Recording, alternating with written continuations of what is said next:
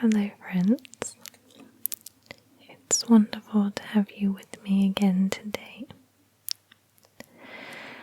Today we are going to be reading one of the most famous Christmas poems of all time. And you will most likely recognize it. And it is "'Twas the Night Before Christmas" by Clement C. Moore. There are a couple of little pictures in this version by Jessie Wilcox Smith. Now, I have only ever really known the first kind of stanza, or the first kind of few lines. I've never really actually read it in its entirety ever, so this will be very interesting for me too. So,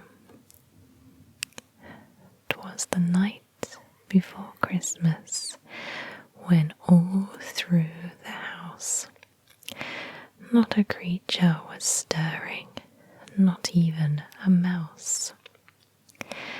The stockings were hung by the chimney with care, in hopes that St. Nicholas soon would be there.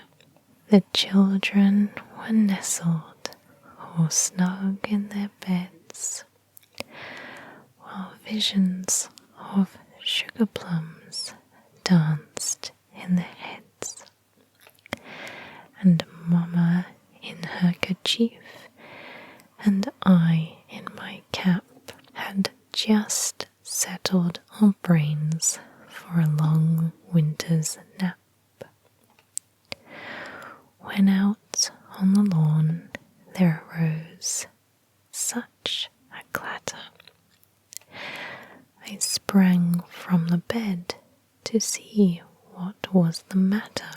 Away to the window I flew like a flash, tore open the shutters and threw up the sash. The moon on the breast of the new fallen snow gave the lustre of midday to objects below, when what to my wondering eyes should appear but a miniature sleigh and 8 tiny reindeer, with a little old driver so lively and quick, I knew in a moment it must be St. Nick.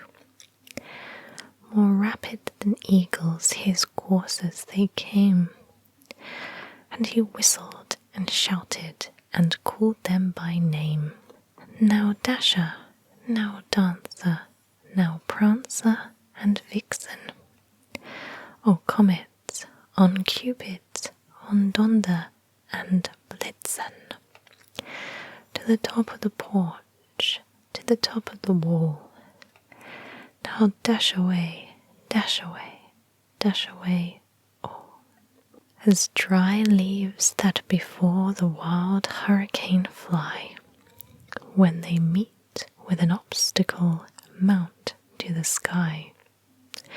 So up to the housetop the coursers they flew, with the sleigh full of toys and St. Nicholas too.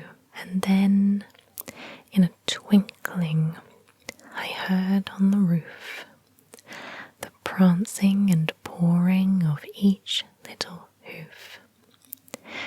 As I drew in my head and was turning around, down the chimney St. Nicholas came with a bound. He was dressed all in fur from his head to his foot, and his clothes were all tarnished with ashes and soot.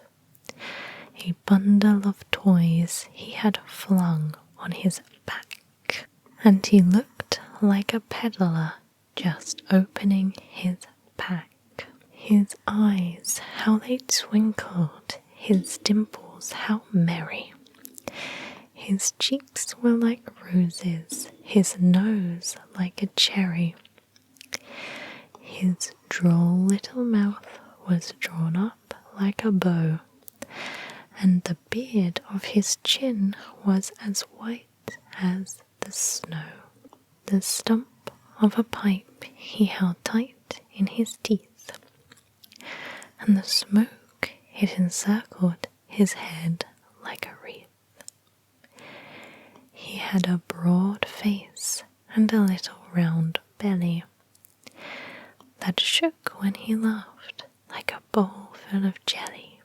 He was chubby and plump, a right jolly old elf, and I laughed when I saw him in spite of myself. A wink of his eye and a twist of his head soon gave me to know that I had nothing to dread.